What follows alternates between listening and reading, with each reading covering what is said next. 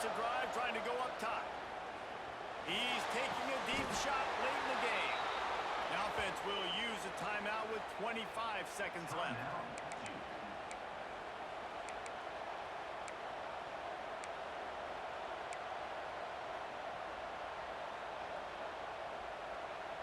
It'll be a first down from the 49-yard line.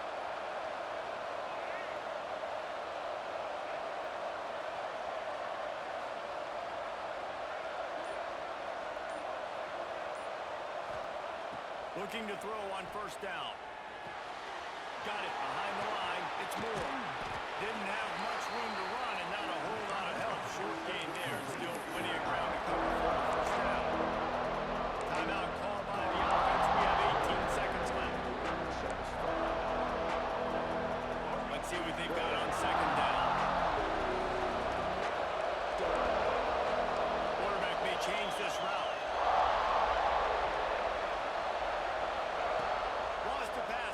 An enemy. Fires left. And he got a hand in there. Knocks it away. Incomplete. That one fell incomplete, but they know they're only one big completion away here from getting that field goal they need so bad. They have time to get a first down, clock it, or use the sideline to stop the clock and put them in position to win this game.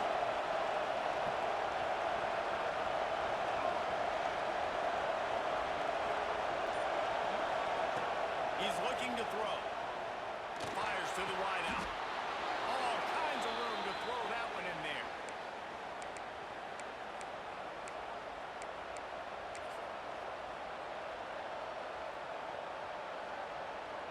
And the Blue Devils getting set on 1st and 10. He'll spike the ball to try to save every precious second he can. No gain on the play.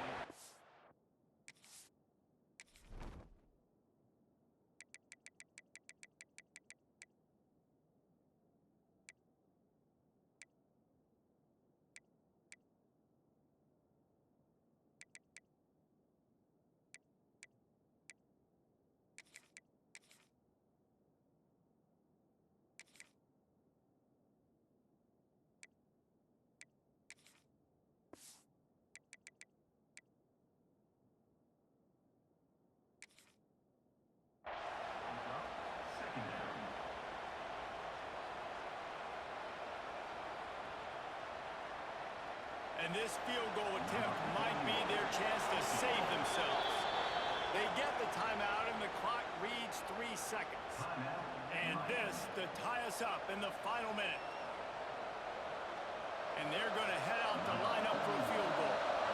And with 3 seconds left, a last chance to extend the game into overtime.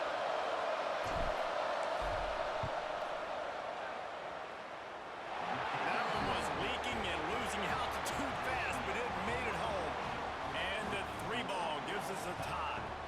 All right, guys, so here we go in overtime. And just to refresh everyone's memory, alternating possession starting on the opponent's 25. And you want to play defense first because you want to know what you need. That's a key philosophical approach for most teams when it comes to overtime day. And remember the rule change a couple years ago, too, and the second overtime and 2-point conversion. So all this stuff is situational type football that you better have worked on throughout these weeks of the season.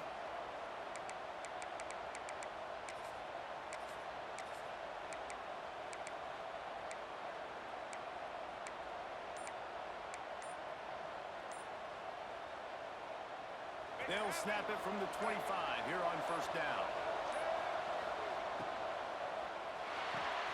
Caught in the backfield, it's King. The ball is down at the 14 after that grab.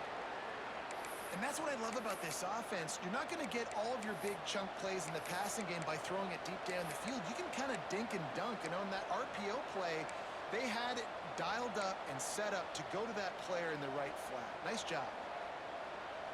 The Blue Devils kept this drive moving on the ground, now back to work.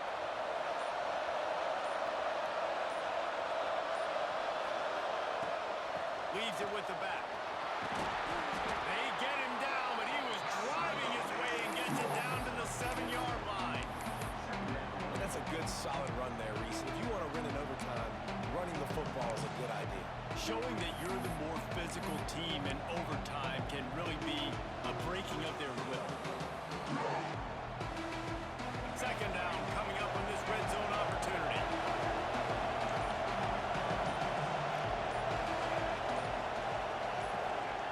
Looking to fire. Let's it go to the end zone. Touchdown, Duke. They take the lead here in overtime. Man, really nice job attacking the middle of the field. You see those safeties, man, I want to split them. He splits it right down the middle, throws that post, right on the numbers, catches the ball in the end zone, touchdown. And the extra point is true, and they're on top by 7.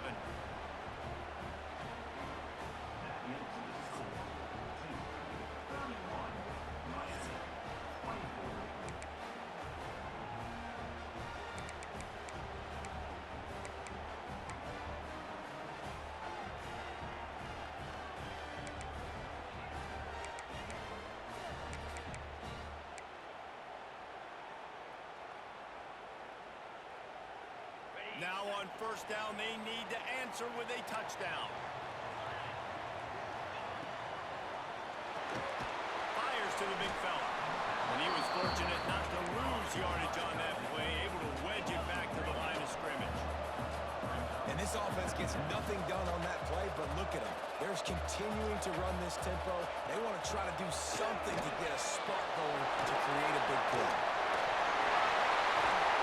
He'll be brought down at the 3-yard line. An explosive play in the passing game has him on the doorstep.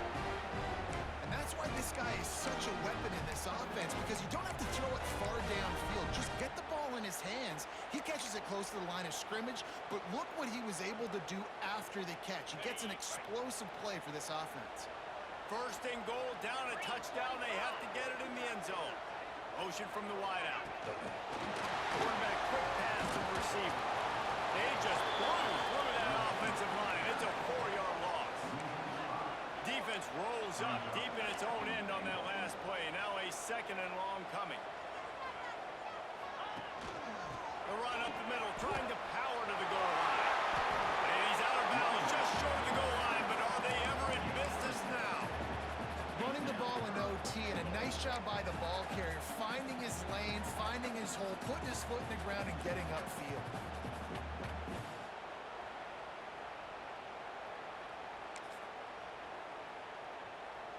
Third and goal, desperately trying to get it in and keep hope alive.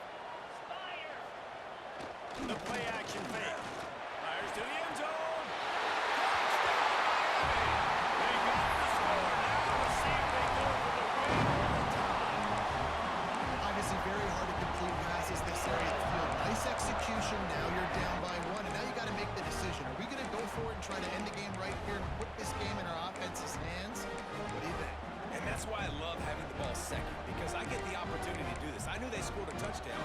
We scored a touchdown. Now, do I want to go for the win, or do I want to continue this game on? It's so nice to have the ball second.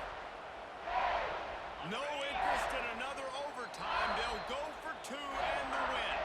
Offense will use a timeout here to make sure everyone is on the same page here in overtime.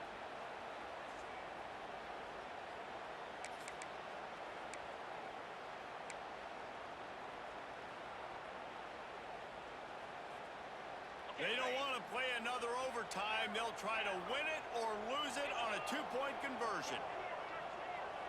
Wide receiver going in motion. To the air. It's back. They didn't make it. Pushed all the chips to the middle of the table for the 2-point. The game over there, Cliff. They get nothing. You sort of think that over the years you get immune to these types of upsets, but this one is a shocker that might be on the list of all time. A huge win. Like, you can't say enough about Play on goal line, kid. a considerable talent disadvantage. Like, you're the underdog for a reason. You go in Come top on. 10